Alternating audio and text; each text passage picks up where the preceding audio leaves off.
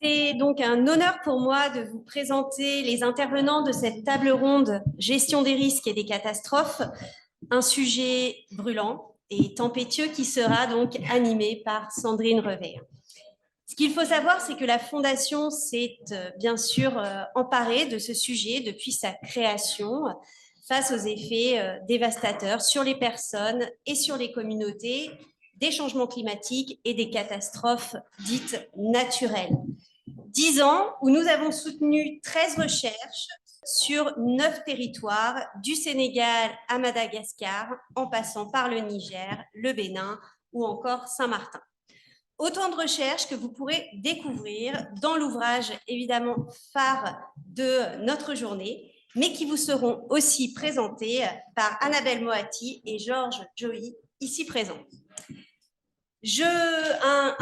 Donc, merci d'accueillir déjà Sandrine Revet, qui est ici présente sur ma gauche, qui est anthropologue et directrice de recherche du Centre de recherche international de Sciences Po.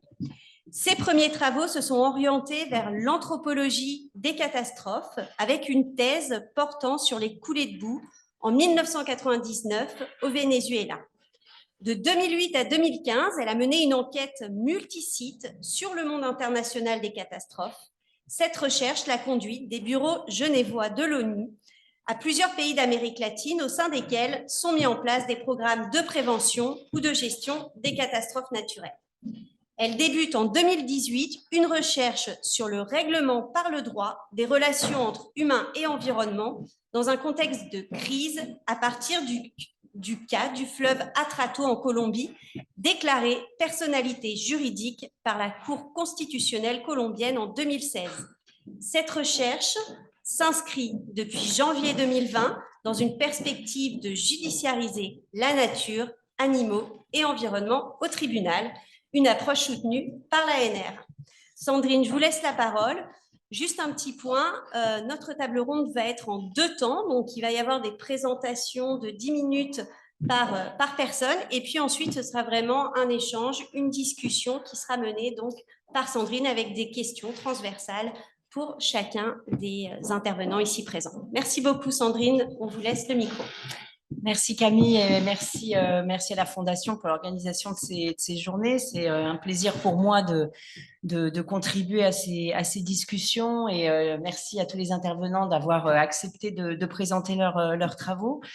Alors, je vais juste introduire très rapidement cette table parce que du point de vue des SHS, bon, on a travaillé la question des catastrophes depuis longtemps à partir de nombreuses perspectives. Donc, je vais vous éviter l'état de l'art aujourd'hui, mais je voulais quand même rappeler que les travaux en sciences sociales ont beaucoup marqué le monde des professionnels de la gestion des risques et des catastrophes.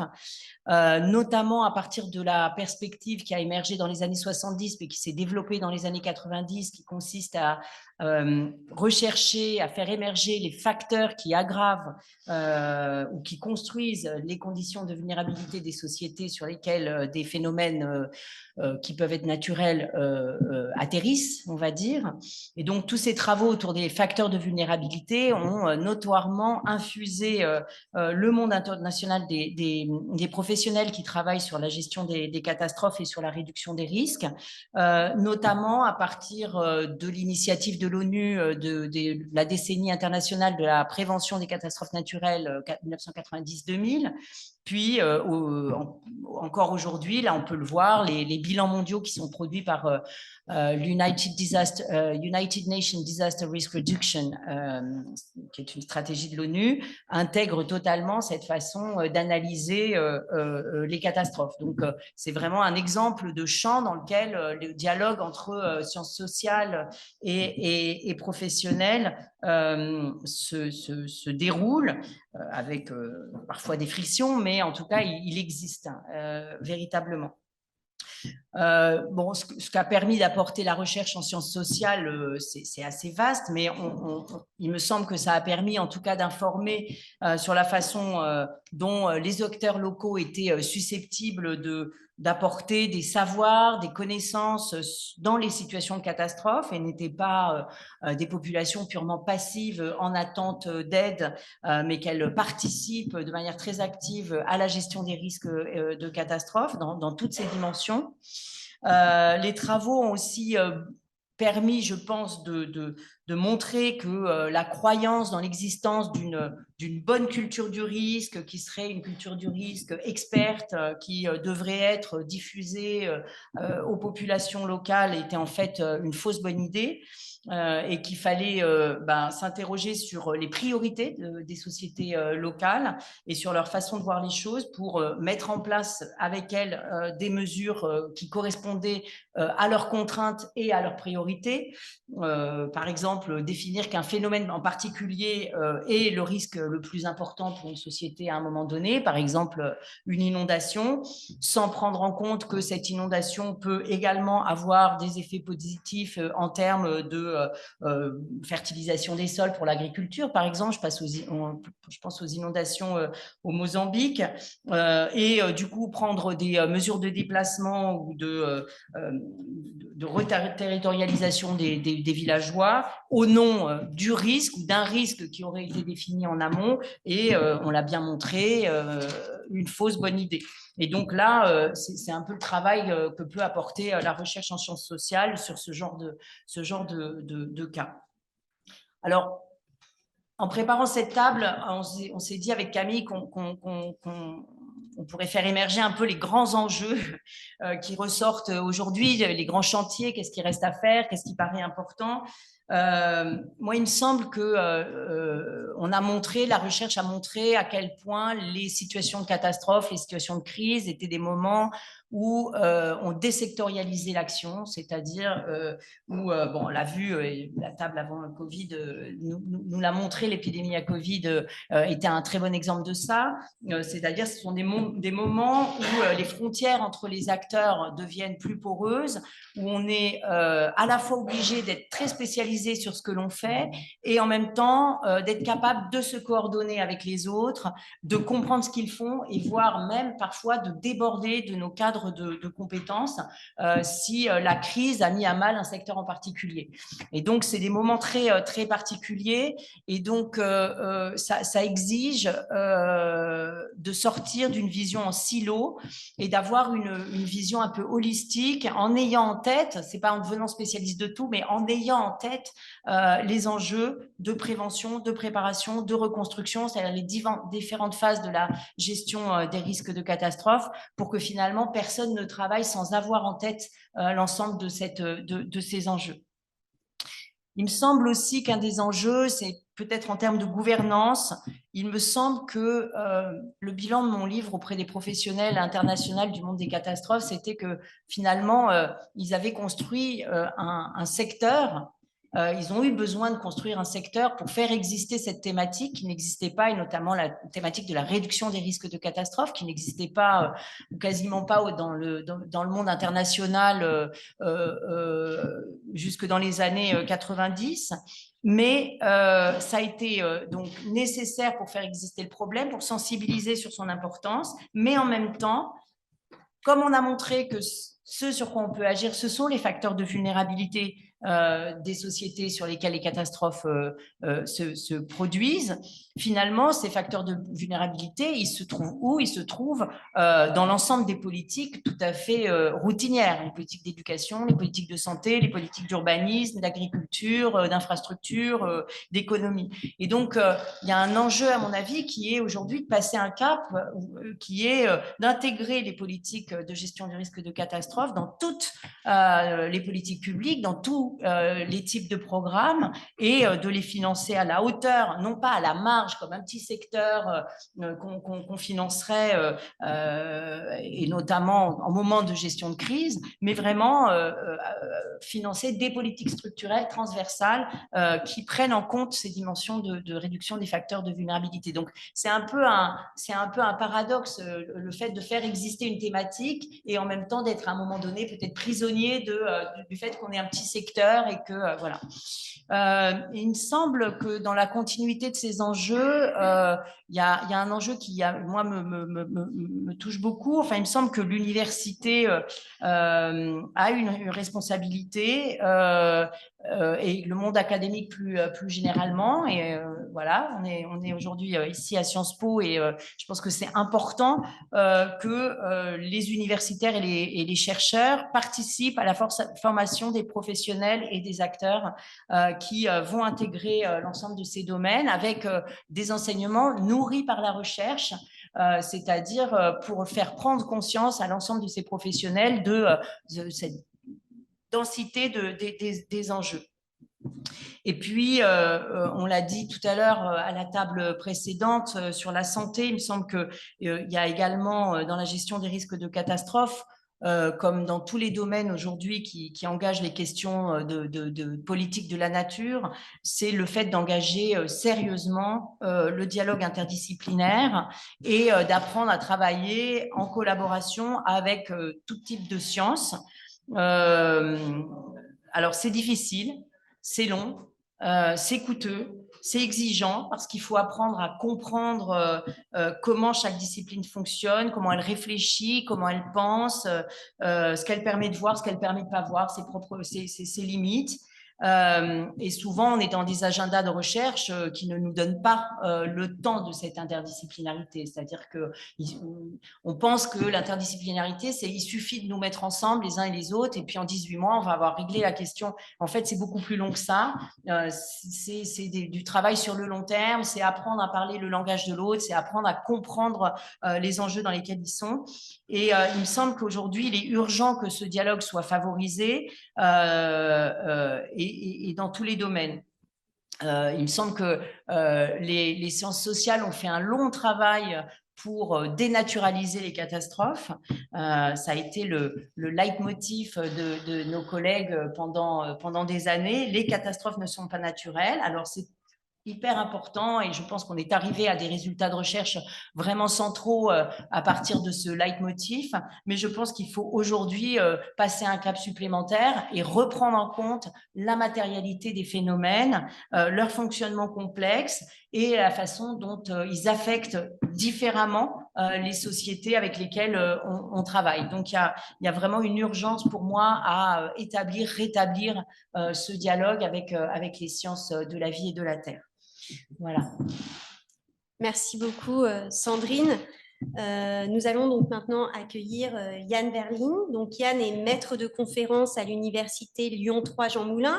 Il est aussi directeur adjoint de la chaire géopolitique de risque de l'école normale supérieure. Il a été chercheur postdoctoral au Crisis Lab, au Centre de sociologie des organisations et au Centre d'études et de recherche internationale de Sciences Po, ainsi qu'à la chaire géopolitique de risque de l'ENS. Après des études de sciences politiques à la Freie Universität Berlin, il obtient son doctorat en 2017 à l'université Paris-Nanterre avec une thèse sur le gouvernement des crises humanitaires. Ses recherches récentes portent sur les violences sexuelles et sexistes dans l'humanitaire, sur la gestion du risque dans les pays du Sud, sur la participation des populations dans la gestion de crise et enfin sur la coordination en situation d'urgence. Yann, c'est à vous. Merci, oui, ça marche. Donc, juste effectivement pour présenter ma perspective, le point de départ de mes travaux, c'était de mieux comprendre le fait qu'aujourd'hui, on se trouve dans une situation où la multiplication des situations de crise humanitaire trouve son équivalent dans la multiplication des acteurs de crise, des humanitaires et d'autres professionnels de cette urgence qui produisent plus ou moins ensemble une sorte de bureaucratie d'urgence, à la fois globale et locale. Cette bureaucratie d'urgence peut entraîner, ce qu'on voit dans beaucoup de crises, des superpositions et des incohérences dans la gestion de la prévention des crises et des catastrophes. En Haïti, un cas sur lequel j'ai notamment travaillé, on se trouve par exemple dans un cadre où un pays est envisagé perpétuellement en crise. Cette vision d'un pays en crise ou de crise a un impact sur les activités des acteurs sur place. Celles-ci se retrouvent plus ou moins piégées des instruments de gestion d'urgence qu'ils ont développés et qu'ils ont insérés dans un système plus large humanitaire. Ces instruments impliquent, par exemple, de mettre en œuvre l'aide internationale, souvent, encore trop souvent, de façon linéaire, trop sectorielle et surdéterminée par la logique des financements et des financeurs, en l'occurrence des grands bailleurs de fonds internationaux. Le monde humanitaire se trouve donc souvent dans une sorte d'aporie, alors que les conditions de départ des humanitaires sont pourtant pensées dès la phase d'intervention d'urgence. Ces conditions ne sont finalement jamais réunies dans une situation de polycrise ou de crise rampante, comme on dit aujourd'hui, pour permettre de repenser le lien avec l'État local et la société locale, ce qui a co-créé, au moins dans le cas d'Haïti, les conditions de la perpétuation de l'aide internationale. Mes travaux s'intéressent donc aux logiques de l'administration autoréférentielle et au rapport de force entre les agents et leurs normes dans un environnement qui bouge perpétuellement malgré le fait qu'il est constaté comme dans une crise routinisée. Parce que ces crises se manifestent chaque fois de nouveau par d'autres types de catastrophes, d'autres types de crises et de désorientation. Donc pour moi, il s'agit de comprendre un peu ces situations de débordement, de perte de sens et de l'orientation des personnes qui sont dans la crise et pourtant le métier et qui sont des acteurs routinisés de gestion de crise. Et donc comment ces personnes-là, ces professionnels, essayent de trouver de nouveaux repères dans ce type de situation. Je me suis par exemple penché sur l'usage du temps. Les systèmes humanitaires s'appuient sur des temporalités séquencées pour gérer la diversité et la massification des acteurs sur place, sont ces grands grises. Et en même temps, les humanitaires luttent pour relier leur temporalité vécue avec ce modèle temporel préconstruit, quand la crise n'est plus un événement isolé, mais qu'elle prend une temporalité permanente qui se manifeste donc coup par des nouveaux catastrophes. Car une crise humanitaire prolongée, une polycrise, comme on peut dire, exige l'adaptation permanente des instruments d'appel, de financement, de gestion de ressources humaines, des dispositifs de communication vers les bailleurs de fonds, mais aussi vers les populations ciblées. Ceci produit des contradictions lorsque les instruments de gestion associent les temporalités de financement, par exemple, aux temporalités de crise, afin de gérer les acteurs. Bon, sur la base de cette observation, j'ai essayé de montrer qu'il peut exister des outils de planification plus adaptés qui permettent un financement plus long, par exemple, et que les cycles de vie des projets devaient systématiquement se réajuster aux temporalités d'une polycrise, telle comme elle est vécue par les acteurs sur place, et moins les réalités locales aux logiques de projet. Donc, je veux notamment pousser à réfléchir davantage aux contradictions internes et aux hiérarchies entre, par exemple, donc, différentes temporalités, celle du projet, celle de son évaluation, celle de son financement et celle construite dans le rapport avec les dites bénéficiaires et avec le terrain d'action. Un dernier exemple est l'analyse de l'émergence et la mise en cause de frontières entre toutes ces spécialistes de l'aide internationale, ce qui renvoie à cette idée de sectorialisation très forte. Cette thématique est notamment liée à un objectif plus large, de s'intéresser plus au cadre intermédiaire de ces organisations internationales et de l'humanitaire précisément. Autrement dit, au niveau plus méso, souvent oublié entre le projet d'une part et le siège d'autre part. Il s'agit donc d'interroger comment, dans une situation de perte de sens, dans une situation de débordement, dans une crise, des nouvelles frontières sectorielles, nationales, fonctionnelles sont tout le temps érigées et comment ils traversent toutes les actions de l'aide internationale dans une situation dans laquelle il faudra se comprendre plutôt comme une partie prenante d'une action publique internationale commune. Merci beaucoup, Yann, pour cette analyse. Nous reviendrons évidemment vers vous pour de plus amples questions. J'accueille donc maintenant Georges Joly sur ma gauche. Georges est socio-anthropologue. Il a étudié l'économie et la sociologie rurale à l'université de Parakou, au Bénin.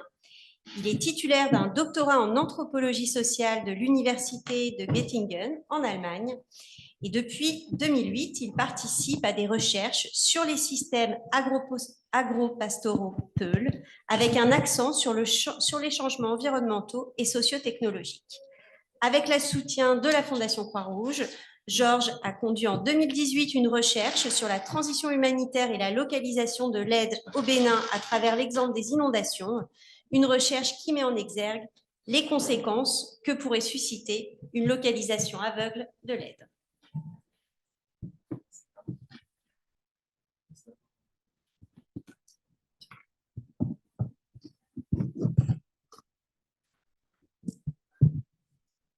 D'accord, bonsoir.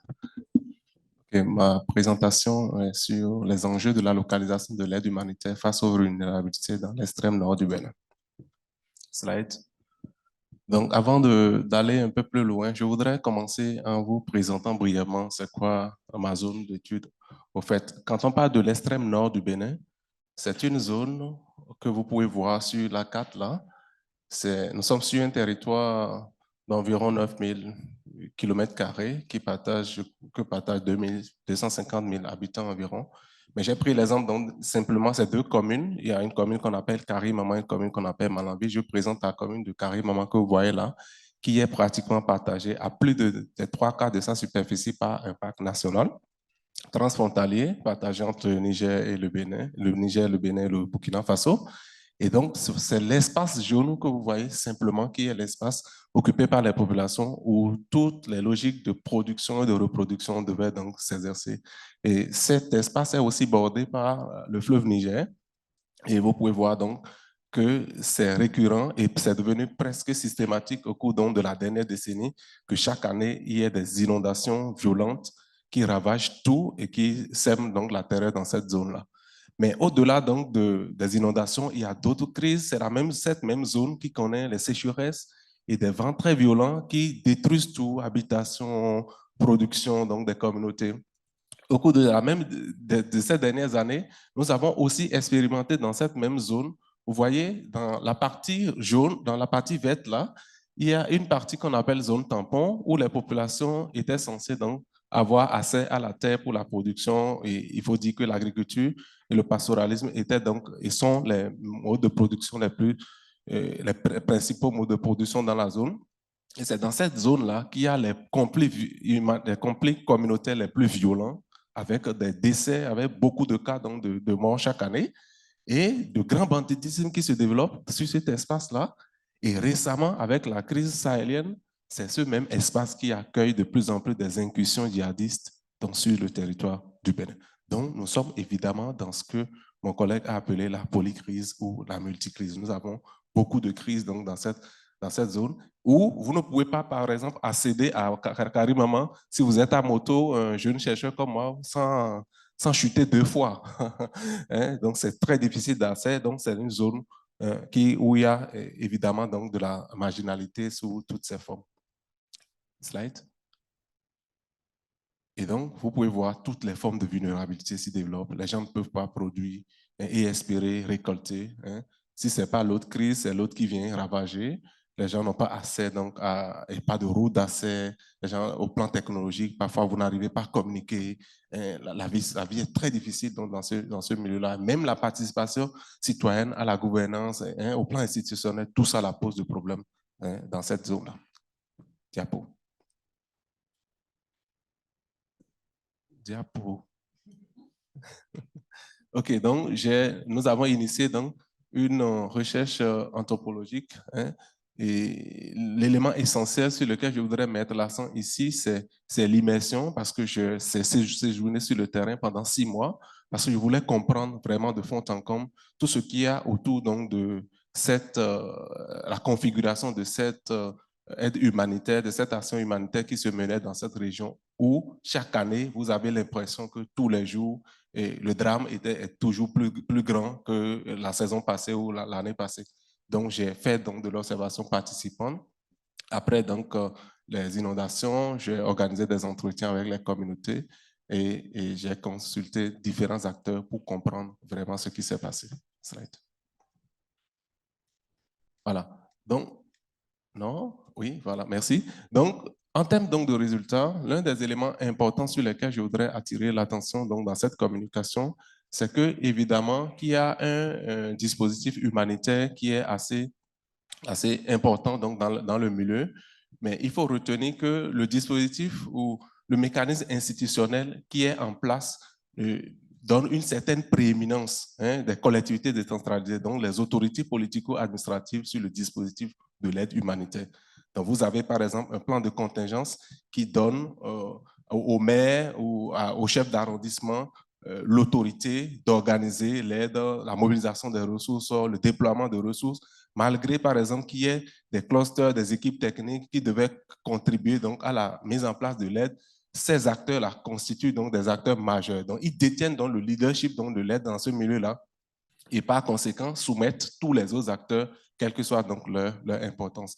L'autre élément, c'est qu'au-delà donc des acteurs administratifs, les politico-administratifs, nous avons par exemple les ONG internationales qui ont pas la capacité de mobiliser donc de l'aide à l'échelle internationale et donc détiennent l'essentiel des ressources à déployer donc à l'échelle locale, mais qui aussi vont reposer leurs actions sur les ONG locales, quelques ONG locales. Il faut dire que le Bénin n'était pas connu comme un pays où il y a des ONG humanitaires parce que nous n'avons pas généralement connu dans l'histoire des situations de crise majeure de ce type-là. Les premières ONG ou les organisations de la société civile qui ont émergé, c'était après donc, la mise en œuvre des programmes d'ajustement structurel, l'effondrement de l'État dans les années 80-90. Et donc, les ONG qui sont nées de cette transformation-là étaient des ONG plutôt orientées développement, pas vraiment donc, des ONG humanitaires. Ben ici, vous voyez par exemple des ONG qui émergent ou qui requalifient donc leurs objets en devenant des ONG humanitaires ou en se fiant donc à quelques financements venant donc des pays du Golfe pour réclamer donc une certaine expertise humanitaire, ce qui n'est réellement pas ce qui n'est pas vrai. Donc, si on doit s'en tenir donc au principe humanitaire. Un autre élément central donc, dans notre travail, c'est que même dans cette situation de crise où les gens sont, ou de polycrise, où les gens sont soumis perpétuellement donc, à des catastrophes, à des violents drames, les populations ne sont pas résignées. Vous avez l'impression que c'est des gens qui saisissent toujours les conditions locales pour recréer leur environnement, accéder donc à des ressources. Donc, avoir accès à l'aide est un élément important donc, pour la créativité et l'innovation dans le milieu. Donc, il faut dire que dans un premier temps, l'aide contribue évidemment à apporter de la réponse, mais surtout en situation d'urgence, même si avec le temps, ça ne répond pas exactement aux besoins exprimés par les communautés sur le long terme, mais dans l'immédiat et dans l'absolu, dans l'urgence, elle contribue énormément à répondre donc aux besoins des communautés. Et comme je l'ai dit, la créativité, l'innovation, vous avez par exemple de l'agriculture, comme on l'a dit, l'agriculture après crue du Niger était toujours perçue comme l'agriculture plus productive. Donc, vous aurez des groupements de femmes qui vont s'investir dans ce domaine-là. Vous aurez des hommes qui vont davantage déployer des ressources. On peut même vendre une partie de l'aide pour acheter de l'équipement agricole pour pouvoir donc faire cela. Vous avez par exemple le transport fluvial qui sera développé en utilisant donc la période donc, de crue comme une opportunité. Donc, tous ces éléments-là contribuent donc à la résilience et au maintien donc, des communautés. Un autre élément important, c'est l'utilisation de l'aide comme finalement un outil de revendication sociale et parfois sociopolitique, parce que les communautés vont toujours saisir les opportunités d'aide pour réclamer donc, auprès donc, des décideurs, ceux qui conçoivent, ils voient comme n'étant pas proches donc, de leurs besoins, ne respectant pas leur engagement. Et donc, c'est un outil donc, de renégociation du contrat social au niveau local. Slide. Donc, voilà. Et en termes donc, de localisation ou d'enjeux de localisation, nous avons réalisé donc, dans le milieu que, par exemple, l'aide internationale était plutôt préférée.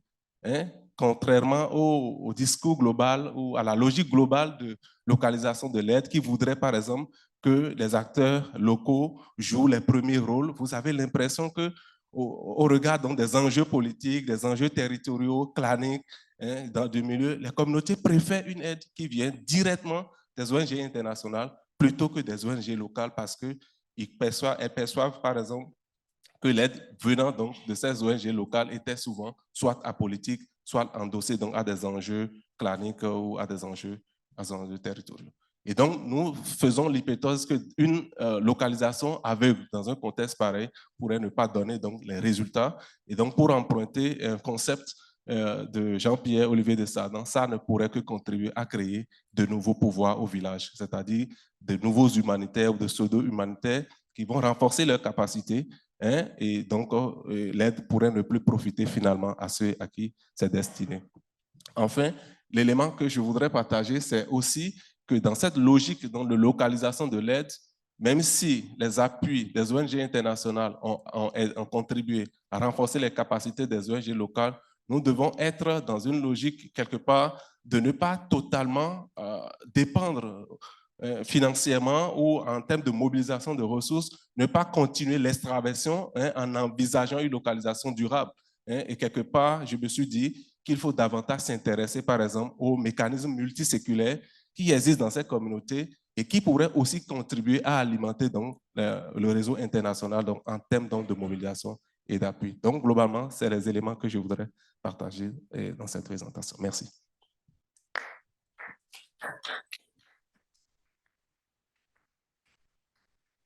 Merci beaucoup, Georges, pour votre recherche qui nous enrichit tous sur justement cette localisation aveugle et sur les warnings que vous posez. Nous allons accueillir maintenant Annabelle Moati. Annabelle est géographe, elle est chercheure au CNRS. Elle a soutenu en 2015 sa thèse pour une géographie des reconstructions post-catastrophes, risques, société et territoires à l'Université Paul Valéry de Montpellier. Avec le soutien de la Fondation Croix-Rouge, Annabelle a conduit en 2020 une recherche visant à analyser les mécanismes de solidarité mis en place après le passage du cyclone Irma à Saint-Martin. Annabelle, le micro est à vous. Merci Camille, merci à tous. Je tiens d'abord à remercier la Fondation Croix-Rouge pour la bourse qu'elle m'a octroyée qui m'a permis de mener à bien et de poursuivre mes recherches sur Saint-Martin. Du coup, oui, moi je suis géographe, j'ai une formation sur les risques naturels. Et contrairement un petit peu, en prenant le contre-pied de ce qui a été dit beaucoup ce matin, qu'il y avait beaucoup de choses qui étaient faites sur la réponse aux catastrophes et finalement peu sur la prévention et l'anticipation. Et ben, en fait, dans la science, d'un point de vue sciences humaines et sociales, les travaux sur la reconstruction post-catastrophe sont bien moins nombreux que les travaux sur la gestion de crise ou la prévention. Ce qui fait qu'on a en fait une conjonction de beaucoup d'argent qui est mis sur les territoires avec un investissement majeur des acteurs internationaux et locaux, mais très peu de recherches qui sont menées pour étudier, comprendre et analyser les processus en phase post-catastrophe. Et c'est ce constat-là, en 2011, qui a motivé mon sujet de thèse que j'ai donc soutenue en 2015 en travaillant sur plusieurs territoires, l'Indonésie, le Japon, mais aussi la France métropolitaine, avec un objectif qui était celui de comprendre, d'analyser les reconstructions post-catastrophe et d'essayer de comprendre, de trouver des éléments qui se retrouvaient dans toutes les reconstructions et d'identifier d'autres qui étaient spécifiques au territoire, à un contexte social, économique, politique, local particulier. Ce travail, je l'ai donc fait, comme je vous disais, au Japon, en Indonésie, mais là, ce que je vais vous présenter, c'est plus particulièrement les travaux que j'ai pu faire suite au cyclone 2017, qui est passé en 2017, qui s'appelait donc Irma, à Saint-Martin, aux Antilles. Je parle uniquement de Saint-Martin, je ne parle pas de Saint-Barthélemy, qui a pourtant été aussi une île française qui a été sinistrée par le cyclone Irma, tout simplement parce que je n'ai pas pu aller travailler sur Saint-Barthélemy, notamment pour des questions financières, le coût de la vie n'étant pas tout à fait le même à Saint-Barthélemy qu'à Saint-Martin. La comparaison aurait cependant été très intéressante. Alors, la reconstruction post-catastrophe, comme ça a été dit très bien ce matin, notamment par M. Mattei, c'est une situation qui est absolument universelle. Il ne s'agit pas uniquement de survivre, mais il s'agit de revivre après une catastrophe. Et ces phases de reconstruction post-catastrophe, j'ai pu noter qu'elles comportaient, et on peut le noter tous, qu'elles comportaient une attente, un espoir, celui de se relever moins vulnérable et plus résilient. D'un point de vue assez intuitif, quand on vit un traumatisme dans nos vies individuelles, on a envie d'essayer d'améliorer ce qui a fait qu'on était vulnérable et qu'on a subi ce traumatisme de plein fouet. Et ben, ce souhait, cet espoir, il a été érigé jusqu'au rang d'une injonction internationale par les Nations Unies, celle de Build Back Better, se reconstruire en mieux, se reconstruire plus résilient. Le Build Back Better, j'ai pu identifier qu'il reposait sur 3 grands piliers. Sa mise en œuvre repose sur 3 grands piliers. Le premier est celui de la réduction de l'exposition des enjeux. On a parlé de délocaliser, par exemple. On peut aussi parler de réduire la vulnérabilité physique des enjeux, c'est-à-dire de construire des constructions, des bâtiments, des infrastructures qui soient parasismiques ou paracycloniques. C'est aussi une possibilité. On a aussi, en deuxième pilier, la réduction des vulnérabilités organisationnelles. Ça a été très bien dit par Sandrine tout à l'heure. On a en post-catastrophe une restructuration de la gouvernance, on a un décloisonnement des différents acteurs où tout le monde se met autour de la table finalement pour prendre des décisions et pour relever la société, pour aider la société à se relever, pour relever le territoire. Ces restructurations organisationnelles, c'est-à-dire on sort du fonctionnement en silo dans lequel on est habitué à fonctionner, elles passent notamment par un décloisonnement interministériel. Ce décloisonnement interministériel, il a un objectif, en France en tout cas, un objectif premier, qui est de pouvoir répondre rapidement aux besoins des sinistrés. Et par là, je veux dire dépenser rapidement de l'argent public. Et en France, on a tout un tas de lois, d'administration, de règles, de procédures qui font que la dépense de l'argent public doit répondre à certains critères. Et cette restructuration de la gouvernance, ce décloisonnement, permet de prendre des décisions plus rapidement en mettant l'ensemble des ministères et des acteurs autour de la table. Le troisième pilier, vous l'avez compris, il est arrivé en filigrane dans les deux autres, c'est le relèvement des communautés. Pour aider, pour assister, pour permettre le relèvement des communautés, il y a plusieurs stratégies qui sont possibles et plusieurs types de solidarité. Des solidarités locales, interpersonnelles, intracommunautaires, intercommunautaires. Et puis, il y a aussi des solidarités nationales. En France, on a un système assurantiel qui s'appelle le système CatNat, qui est une forme de solidarité nationale. Financière, pécuniaire, mais une forme de solidarité nationale. On a aussi des formes de solidarité régionale ou internationale avec des fonds comme les fonds de reconstruction de la Banque mondiale par exemple, ou un fonds qui est porté aussi par la Nouvelle-Zélande qui s'appelle le Fonds international de reconstruction. Ce Build Back Better, on comprend, ce relevé plus résilient, ce sont des choses qui sont tout à fait tangibles, qui sont pratico-pratiques, mais comment est-ce qu'on les met en place? Eh bien, en fait, ça se heurte aux temporalités du processus. Et le processus de reconstruction, il est compris entre deux extrêmes. La compression temporelle au début, il y a énormément de décisions à prendre, d'actions à mener sur un territoire dont les ressources ont été sinistrées, dont l'accessibilité peut être très difficile, c'est le cas la plupart du temps.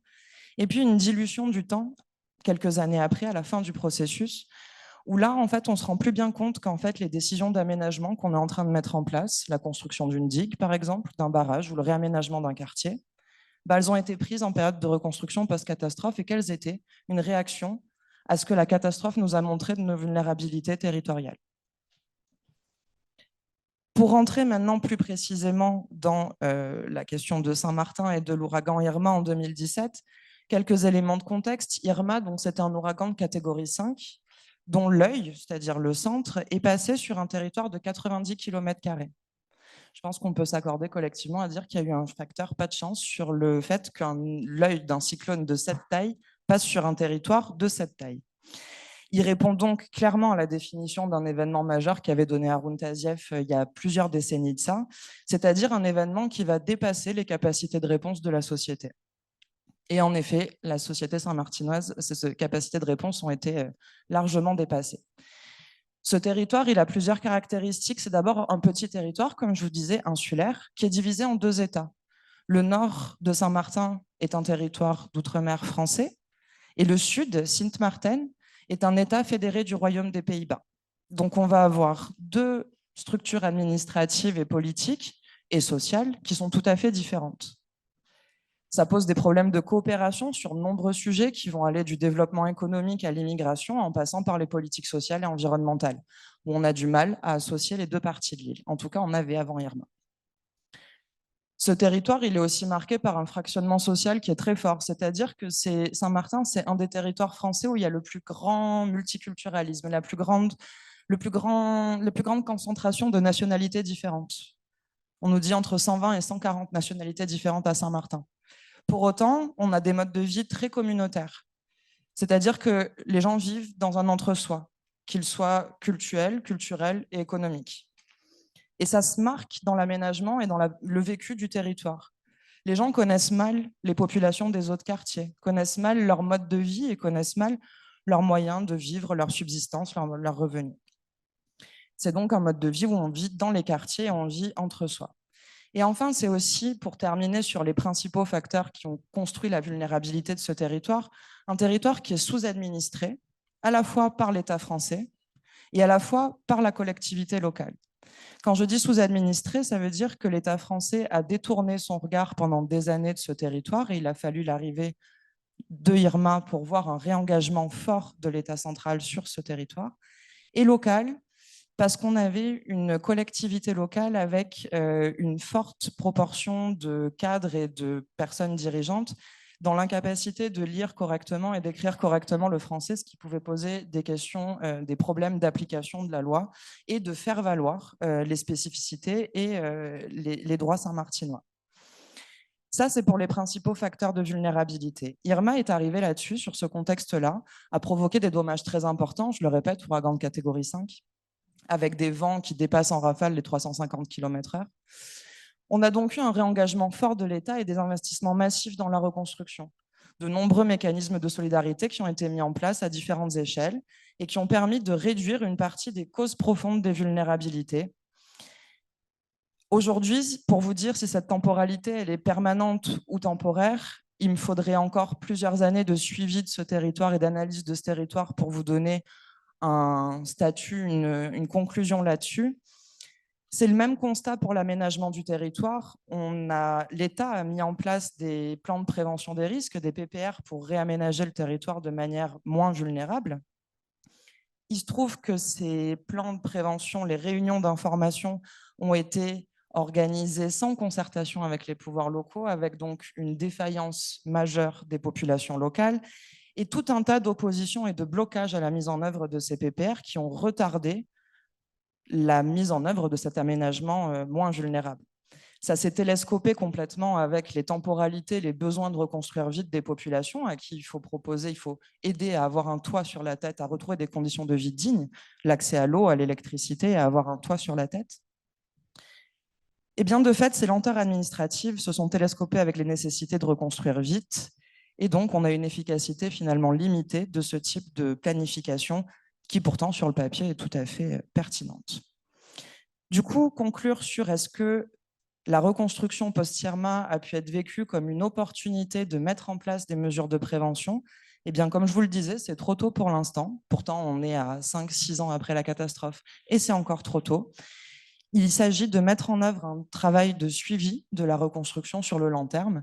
Et c'est ce qu'on est en train de mettre en place avec plusieurs collègues dans le cadre des PEPR, sujet dont on pourra parler sur le financement de la recherche par la suite. Je vous remercie. Merci beaucoup. Merci beaucoup, Annabelle, de nous rappeler l'importance de cette phase, justement, qui est la reconstruction et dont on parle un petit peu moins, comme vous nous l'avez dit. J'accueille maintenant donc Omar Abou-Samra, est titulaire d'un doctorat en droit. Il est directeur de la préparation de la Croix-Rouge américaine, où il travaille en étroite collaboration avec les unités locales, les bénévoles et le personnel de la Croix-Rouge, pour mettre en œuvre des programmes et des initiatives clés liées à la préparation et à la gestion des catastrophes. Il dirige également le Centre mondial de préparation aux catastrophes, qu'on appelle le GDPC. Omar, le micro est à vous. Thank you, Camille, and apologies to those in the room. Merci beaucoup. My English instead of the Excusez-moi de m'exprimer en anglais. Je suppose que certains d'entre vous auront besoin de la traduction, mais j'ai beaucoup apprécié écouter mes collègues aujourd'hui. Il y a plusieurs aspects qui ont déjà été abordés. Très intéressant. Notre Centre mondial de préparation aux catastrophes est géré par la Croix-Rouge américaine, notamment sur la gestion des ressources et des informations et des connaissances. Nous sommes en lien direct avec les sociétés nationales et avec les opérationnels sur le terrain. Nous sommes au service des opérationnels de la Croix-Rouge. Et nous partageons régulièrement des études de recherche fondées sur les preuves, de manière à utiliser les informations recueillies sur le terrain, les expériences vécues, pour mieux approfondir et mieux comprendre nos méthodologies, améliorer nos plateformes de gestion des ressources, améliorer la gestion de nos activités quotidiennes dans le cadre d'une gestion globalisée de nos ressources, de manière à systématiser nos efforts et absorber les besoins, répondre aux besoins d'urgence également en cas de catastrophe naturelle, on l'a vu, en cas de déplacement, pour être sûr que les ressources et les instruments soient disponibles dans plusieurs langues, dans plusieurs territoires. Donc, aujourd'hui, je voudrais insister sur 3 aspects clés.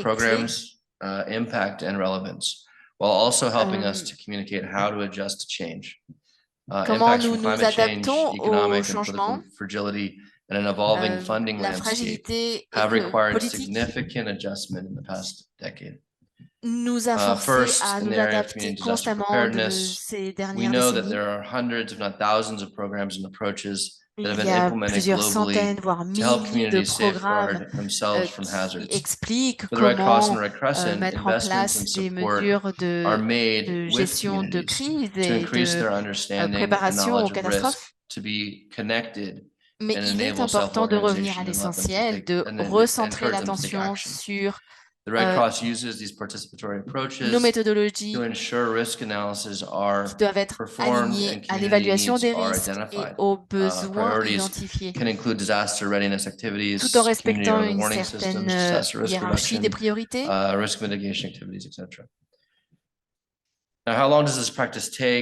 Combien de temps ça dure de mettre en place cette méthodologie, nos pratiques, quelle est la temporalité de nos pratiques, à quelles échelles nous intervenons sont des exemples de questions auxquelles nous essayons de répondre continuellement. C'est pour cela que nous travaillons constamment avec les équipes sur le terrain. En 2020, nous avons étudié de près 50 programmes de réponse aux catastrophes naturelles. Despite it being in our DNA, bien que cela fasse partie de notre ADN, is often skipped in favor of a combination of experience and a sense of urgency. We gotta get the project done. We can skip that. Travailler à temps plein sur la préparation aux catastrophes naturelles demande une certaine forme de rigueur. In the world where it's facing so much change. C'est difficile d'assurer autant de rigueur dans un monde qui est en mutation constante. Nous devons constamment recalibrer et identifier les populations vulnérables. Nous avons déjà abordé ce sujet des facteurs de vulnérabilité et nous nous rendons compte qu'en fonction des politiques sociales qui sont menées, ces groupes peuvent varier d'une région à l'autre, d'une époque à l'autre. Il est important de comprendre le fonctionnement de leurs besoins, de ces vulnérabilités au sein même des communautés. Donc notre responsabilité est de plus en plus grande face aux populations locales, non seulement de leur apporter du soutien, mais aussi de mieux comprendre leur fonctionnement. On essaye autant que faire se peut de récolter des informations au sein même des communautés et on essaye de créer un dialogue. Mais tout ça est fortement perturbé par les changements climatiques aussi. Nous devons investir pour rendre nos communautés plus résilientes. Nous devons mettre en lien, nous devons aligner nos stratégies sur le fonctionnement global du secteur humanitaire. Nous sommes également obligés d'évaluer constamment nos façons de travailler et de nous adapter aux mécanismes de financement qui également changent très rapidement. Nous sommes tout à fait conscients et nous sommes en première ligne des ravages que peuvent faire les catastrophes naturelles. Le rôle de la préparation des communautés est de plus en plus fondamental. Cela doit venir des communautés elles-mêmes. Nous menons des activités participatives pour que les municipalités elles-mêmes soient intégrées à notre politique de sensibilisation et d'éducation. Au sein même des villes, par exemple, on crée des espaces propres dédiés aux agents de la municipalité pour pouvoir relayer l'information, relayer ce travail de préparation auprès des citoyens pour faire émerger un intérêt commun aussi, que tout le monde se sente concerné. Là encore, on parle de situations que tout le monde connaît aujourd'hui. On a tous sûrement déjà rencontré ce type de situation. Nous sommes conscients des mécanismes qui sont déjà en place, mais nous sommes aussi conscients des risques à venir, notamment sur le plan environnemental. L'importance d'inclure toutes les populations, notamment les plus vulnérables. Les villes, aujourd'hui, excusez-moi, innovation and technology. The GDPC has realized avancées technologiques, the global mandate, with a global mandate to support national societies, we need to leverage the tools that we have access to. Les sociétés nationales for example, can be an effective tool for l'occasion de faire évoluer leur façon de travailler. Proliferation of smartphones and now l'utilisation des smartphones, l'accès à Internet, l'intelligence artificielle nous ont à la fois ont particulièrement bouleversé nos habitudes, mais nos recherches montrent que au niveau communautaire, au niveau des populations locales, la technologie a tout pour être un levier d'action. Et néanmoins, c'est souvent des outils qui sont ignorés, qui ne sont pas suffisamment utilisés, alors qu'elles ont un fort potentiel de sensibilisation et d'interaction avec la communauté. Pour comprendre, par exemple, les enjeux au sein d'une population locale, on peut utiliser des outils technologiques pour suivre au plus près la réalité vécue par les populations. Et à partir de ces applications technologiques, on utilisera des outils d'analyse pour mieux adapter nos réponses. Si la communication est mieux organisée au sein d'une communauté et avec la communauté, alors nos outils d'analyse n'en seront que plus efficaces. Merci beaucoup. Merci beaucoup, Omar. Donc, la suite, Sandrine, je vous laisse la parole pour nous cuisiner un petit peu nos intervenants.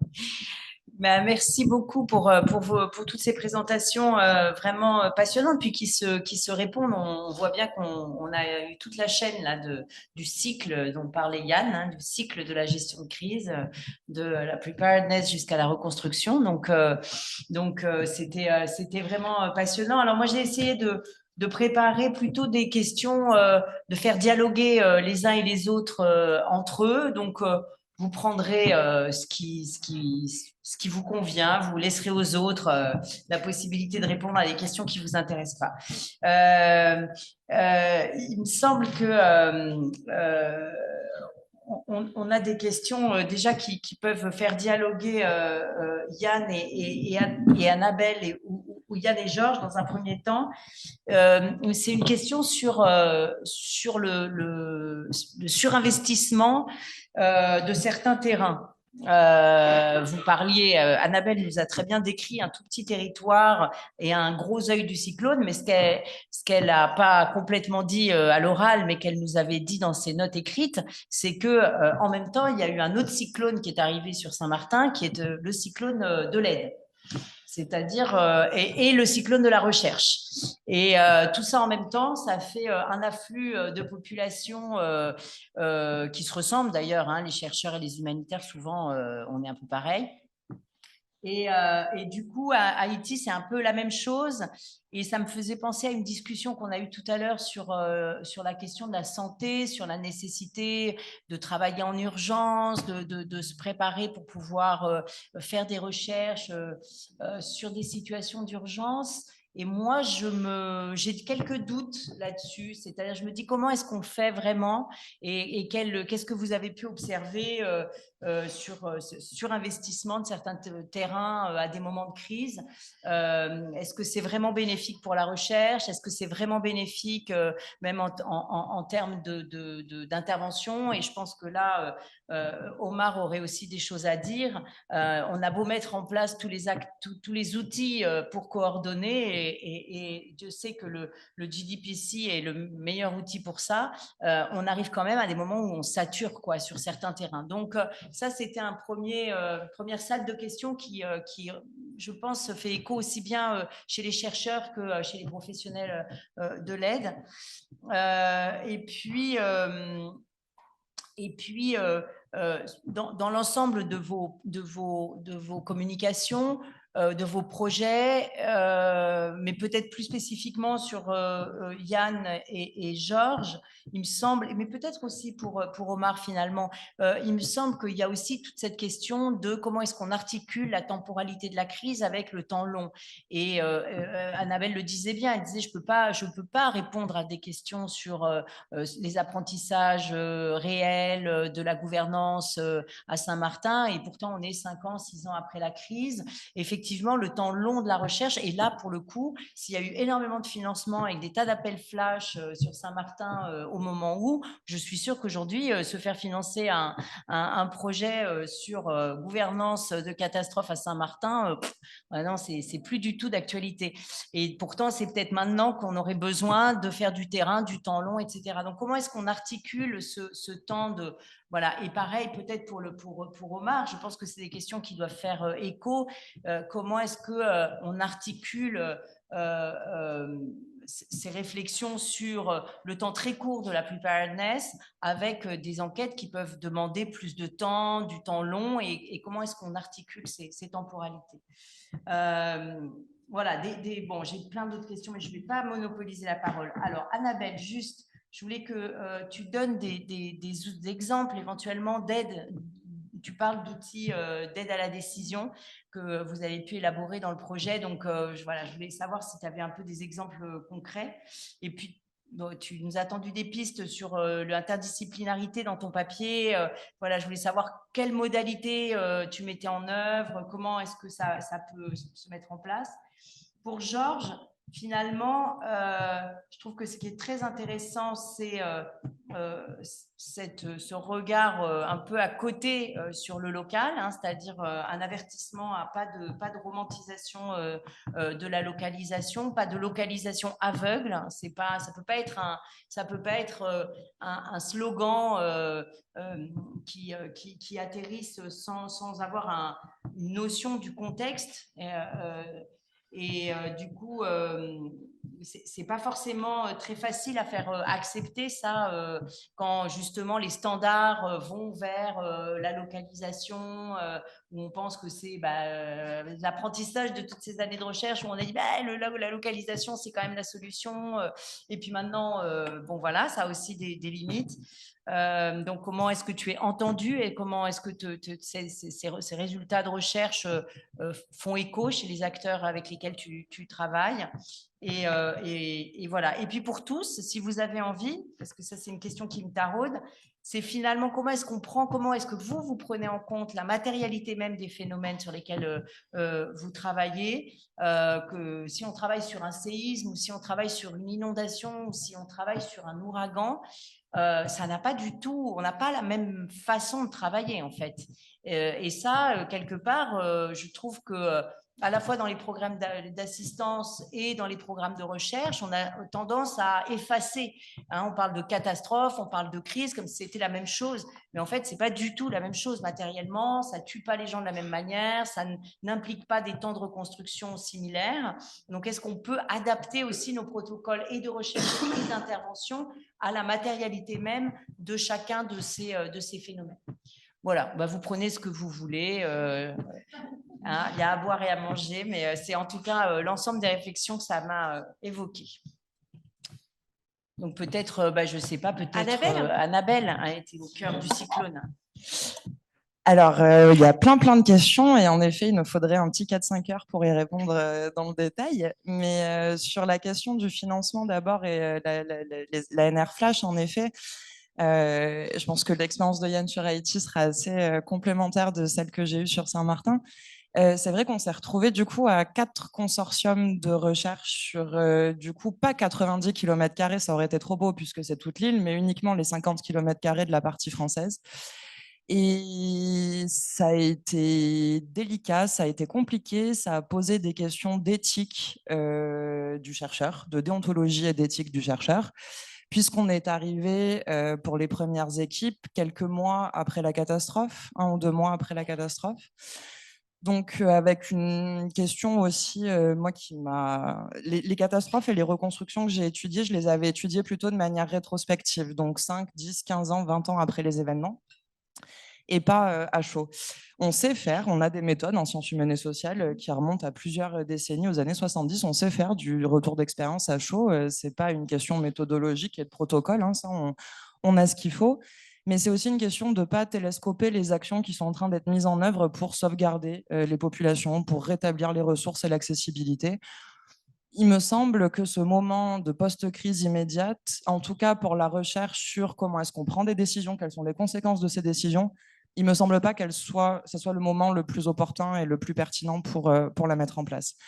Après, ce que ça a généré aussi, cette multitude, ce surinvestissement de la recherche, c'est des attentes très fortes de la part des acteurs du territoire et des gestionnaires qui, de fait, ont vu arriver à peu près 60, 80, 90 chercheurs sur les territoires, hein, entre les permanents et les contractuels qui sont venus. Et du coup, il y a eu une attente très, très forte qu'on apporte des résultats, des solutions, des réponses aux questions qui se posaient.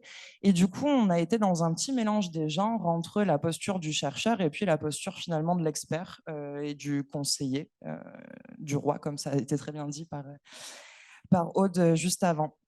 Donc, ça pose des problèmes majeurs et là, on est en train, avec d'autres collègues, justement, d'essayer de réfléchir. Et d'ailleurs, j'invite toutes les bonnes volontés à participer à une charte d'éthique du chercheur, notamment en post-catastrophe, parce qu'il y a des choses à dire, très clairement. Après, sur l'interdisciplinarité, pour dire 2 mots, en effet, ce n'est pas une évidence. Donc moi, là, comme vous le voyez, je suis à l'Institut de physique du Globe de Paris et pourtant, je suis géographe et je suis pure littéraire, sciences humaines et sociales dans mon sang et dans ma chair jusqu'au bout. Et pour autant, du coup, j'ai intégré cette équipe avec laquelle j'ai travaillé pendant 1 an sur Mayotte. Des questions, des problèmes se sont posés en effet de vocabulaire, juste pour dire un mot, sur le terme conservateur. Pour moi, une approche qui était conservatrice, c'était pas forcément quelque chose de connoté très positivement. Ça n'allait pas vers le progrès, ça n'allait pas vers l'évolution. Eh bien, pour mes collègues modélisateurs, une approche et un modèle qui est conservateur, c'est quelque chose qui va prendre en compte le pire des cas possibles pour essayer d'anticiper la pire des situations possibles. C'est juste pour vous donner un tout petit exemple sur ce mot de conservateur, du fait qu'on n'a pas du tout le même langage et les mêmes modalités de comprendre derrière. Donc, ça prend en effet beaucoup de temps. Et ça prend en effet beaucoup d'énergie et ça demande beaucoup de travail. En même temps, ça apporte une richesse qui est considérable, à la fois conceptuelle et puis opérationnelle. Je vais du coup switcher vers les outils d'aide à la décision sur lesquels tu m'interrogeais, Sandrine. On a développé récemment avec 2 équipes interdisciplinaires 2 jeux. Alors, ce n'est pas des jeux de société, mais c'est des jeux sérieux qui ont pour objectif de transposer les résultats de la science vers les acteurs du territoire. Un jeu qui a été à destination des élèves de 4e, pour l'instant principalement des Antilles, qui s'appelle Ouragame, qui a été développé par ma collègue Delphine Granchet, et qui visait donc à transposer les résultats des travaux de recherche sur la post-catastrophe en un jeu pour apprendre aux enfants comment aller gérer la phase de post-catastrophe. Et du coup, ça, ce n'est pas de l'aide à la décision, mais c'est de l'aide à la sensibilisation. Et en revanche, avec des collègues d'INRAE qui sont en génie civil et en psychosociologie de l'environnement, on a développé un jeu qui s'appelle Simmana et qui est un jeu d'aménagement du territoire où là, on fait jouer pour le coup les équipes municipales à des rôles qui ne sont pas les leurs. Le maire ne joue pas le rôle du maire, il peut jouer soit l'association de l'environnement, soit les services techniques, soit un autre rôle, mais pas le maire. Et ils aménagent ensemble un territoire face au risque inondation, avec des objectifs de développement durable, d'attractivité du territoire et de réduction des risques. Et ce type d'outil, fonctionne. On est encore en train de travailler sur les modalités d'évaluation des apprentissages qu'on a générés, mais les premiers retours qu'on a, c'est que ce sont des lieux d'accélérateur des échanges et de la discussion, que ce sont des sujets qu'ils auraient eus en 10, 15, 20 conseils municipaux. Et là, en 1h30, ils ont abordé. Les décisions n'ont pas été prises. Je ne dis pas que tout a été réglé en 1h30, bien loin de là. Je dis juste qu'on a créé une arène de discussion, une arène de débat qui repolitise en fait certaines questions et qui permet à chacun de s'exprimer dans le cadre d'un jeu sérieux. Et je vais m'arrêter là pour laisser la place à mes petits camarades de présenter petit aussi. Rappel, il nous reste un petit peu moins de 15 minutes, donc ce serait bien de faire des réponses assez concises, même si c'était extrêmement intéressant, Annabelle, et on te remercie. Et bon, pour répondre à la question du surinvestissement, petit disclaimer de départ, ma carrière, ma trajectoire s'explique par un surinvestissement. Donc, ce qui rend la chose un peu compliquée pour moi. Parce que longtemps avant, pas si longtemps, en 2009, quand j'ai commencé ma thèse, je veux travailler sur 2 pays, et ce n'est pas Haïti, mais sur le Nicaragua et le Mexique, justement sur les enjeux de reconstruction et de la politisation de la phase post-catastrophe.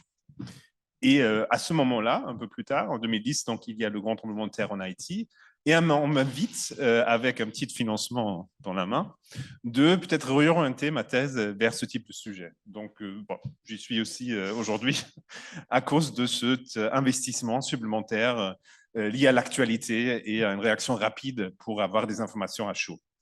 Et donc, à la fois, donc, je suis sceptique par rapport à cela, mais bon, petit disclaimer, donc j'en ai profité.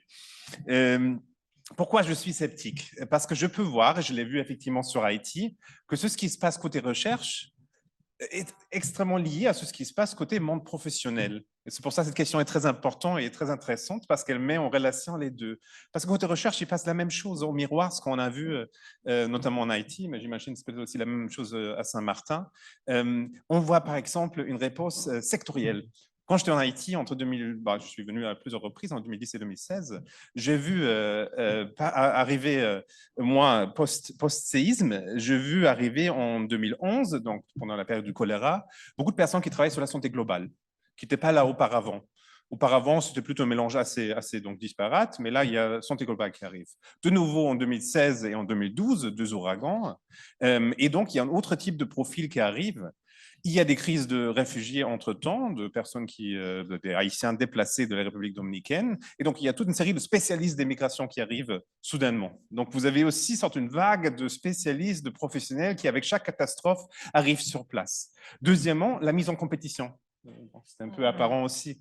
Donc, les mêmes dynamiques que j'ai vues à l'œuvre dans les organisations humanitaires, je l'ai vu aussi dans mon cas individuel et avec d'autres équipes de chercheurs. Par exemple, quand je suis arrivé pour la première fois à Port-au-Prince, je suis resté d'abord dans une zone rurale pour un peu m'approprier le créole. Et ensuite, donc, quelques mois plus tard, je suis arrivé donc, sur place dans la capitale. Et j'étais un peu trop tard parce qu'il n'y avait plus de logement. Je cherchais désespérément un endroit où je pourrais me loger parce que je n'envisageais pas de rester dans une chambre d'hôtel pour des mois de terrain. Et donc, finalement, je trouve un appartement qui m'a été conseillé. C'était lié à un chercheur américain. On me dit, vas-y, va voir la personne qui habite dedans. La porte s'ouvre. C'est un thésard à l'époque belge qui me voit et qui dit, ah non, encore un. Ah non, alors là, vraiment, on est trop ici. Donc, une hostilité immédiate de dire, il y a un autre qui débarque et qui veut prendre un logement. Donc, effectivement, mise en compétition, sectorialisation, on trouve donc les mêmes enjeux qu'on a trouvés aussi dans une ville ravagée par une catastrophe avec une pénurie de logements. Ça affecte autant le chercheur que les organisations humanitaires qui cherchent désespérément un siège local. Donc, effectivement, il y a une question de ressources, il y a une question de la place qu'on occupe. J'aime bien le terme américain ou anglais de placing pour ça, de placement, parce qu'il s'agit de se faire sa place individuellement, mais aussi peut-être déplacer quelqu'un. Donc, une pensée à réfléchir sur l'empreinte qu'on laisse sur le terrain, notamment sur des territoires avec des grandes pénuries de ressources qui, par exemple, à Saint-Martin, ou à Haïti, ou qui sont en général les situations de catastrophe. C'est aussi très problématique de découvrir chaque fois de nouveau un terrain qui auparavant souvent est un terrain considéré comme périphérique, non pertinent, et qui tout d'un coup est au centre, et donc forcément il y a un déplacement des personnes qui ont travaillé peut-être quelquefois des longues décennies avant sur ce territoire. Je vais peut-être reprendre juste un autre élément qui est la question de la matérialité. passerai pareil sur cette question. Elle me paraît intéressante parce que je me trouve de nouveau au miroir des acteurs professionnels, parce que moi, je me rends compte, en la répondant, j'ai aussi adopté une approche qu'on pourrait caractériser de all hazards approach, dans le sens que j'ai essayé d'abstraire des phénomènes de catastrophe spécifiques pour comprendre les outils de gestion qui s'appliquent en général de façon indiscriminée à différents types de catastrophes, soit une inondation, soit un ouragan, soit un séisme. Et en même temps, je me rends compte, en regardant mes travaux, que la matérialité, elle vient de nouveau par la porte arrière. Elle m'affecte beaucoup, et notamment, je me suis rendu compte quand j'étais en Haïti, mais aussi sur d'autres terrains après, que la localisation de la catastrophe, elle varie chaque fois sensiblement. Il y a une grande différence, effectivement, entre une sécheresse qui est diffusée de façon non spécifique, qui affecte des organisations qui sont partout sur le territoire. Donc, la question aussi, à qui parler, avec quel type de données chercher. Contrairement à, par exemple, un séisme qui affecte fortement une population urbaine ou une épidémie qui, par ailleurs, en Haïti, était souvent aussi focalisée sur des camps de réfugiés, des sinistrés. Et donc, chaque fois, il fallait chercher donc, les acteurs à différents endroits. Il fallait se déplacer, il fallait s'adapter au type de désastre pour comprendre les outils de sa gestion. Donc oui, à la fois, effectivement, une sorte de généralisation, abstraction des phénomènes de crise liés à des catastrophes qui ont leur propre matérialité, qui ensuite, donc, effectivement, reviennent chaque fois pour dire bonjour. C'est pas si simple. Il faut me suivre. Merci beaucoup, Yann. Il nous reste pareil peu de temps, donc Georges. Bon, c'est vrai, je n'ai pas eu beaucoup de questions, Omar, donc j'irai plus vite. Le premier élément, c'est par rapport au surinvestissement. Comme je l'ai dit dans ma présentation, je n'ai pas travaillé dans une zone surinvestie de ce genre-là parce que, comme je l'ai expliqué, nous sommes sur un nouveau marché, un nouveau marché humanitaire. Le Bénin n'était pas habitué à l'humanitaire, donc nous n'avons pas beaucoup de structures locales spécialisées sur ces questions. Donc, c'est un marché émergent où vous allez voir de la reconversion, les gens vont changer d'objet, d'action, les gens vont changer de titre, des dénominations qui naissent et qui pleuvent dans la région. Donc, on peut observer dans ces phénomènes-là actuellement. Donc, il y a quelques ONG internationales qui interviennent dans le milieu, mais localement, c'est encore pauvre, c'est un marché émergent, les gens s'y mettent en ce moment. L'autre élément, c'est par rapport à la temporalité aussi en lien avec ce que nous percevons comme le continuum urgence et développement. Les gens étaient très habitués au développement, donc c'est leur terrain de prédilection, ils s'y retrouvent très bien. Mais là où il faut faire un peu plus d'efforts, c'est l'urgence, c'est l'humanitaire. C'est maintenant qu'il faut apprendre cela. Et ils sont très, très, très adonnés à cela. Avec les ONG internationales, tout le monde veut apprendre comment ça se fait. Et puis, on sait que bon, l'inondation, ça va venir pour 2 mois, 3 mois, et après, on passe à autre chose. Mais les conflits violents communautaires, les sécheresses, d'autres choses vont venir par la suite. Et il faut travailler à avoir les ressources quand l'urgence va passer, de poursuivre les actions dans le milieu. Donc, on sent un peu cette reconversion, cette adaptation et cette navigation, finalement, entre l'urgence et puis le développement. Et enfin, la question sur la localisation de l'aide, c'est évident que on ne peut pas faire dans le contexte où j'ai travaillé. Je l'ai expliqué, c'est un peu difficile parce que vu les antécédents politiques, les antécédents claniques, les enjeux territoriaux qui entourent donc la mise en place de l'aide, je peux vous assurer que parfois même, vous pouvez appliquer vos normes et vos standards à l'échelle internationale sur le terrain, mais vous serez surpris que derrière, il y a de la propagande politique qui va juste vous accompagner pour dire oui, ce bien ou bien ces ressources qui vous ont été envoyées par le président de la République ou bien c'est ses partenaires qui sont venus vous soulager. Et donc, il y a toujours donc, cet enjeu-là et les gens sont obligés donc de croire davantage à la neutralité d'une aide qui est occidentale, d'une aide qui est apolitique, hein, mais l'aide béninoise, l'aide du noir, l'aide de l'Africain n'est toujours pas perçue comme une aide totalement neutre et qui pourrait s'agripper donc aux normes et standards internationaux en la matière. Omar?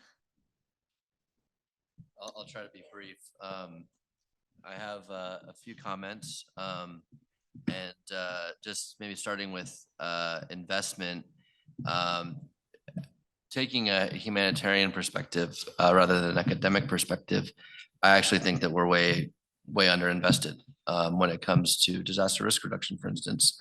Then the investment in disaster risk reduction continues to drop year on and year out, despite the Nous savons que increasing les need investissements sont très variables en preventative fonction actions to be d'une taken by catastrophe à l'autre. communities, by governments, etc.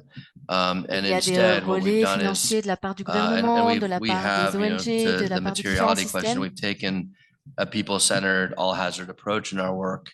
That is essential to how we operate. Nous, au But we have a centre, tendency to nous still avons une silo certaine approche that work within opérationnelle the des choses. sectors, maybe geographically, maybe Nous even essayons during different stages of the disaster management cycle. And that, I think, d'analyser is au mieux something le that we need cycle to reflect on, de because gestion de crise pour increasingly, adapter these are all les interrelated. ressources The things we're doing distribuées are all en interrelated, and fonction we need to du be type de thinking from catastrophe.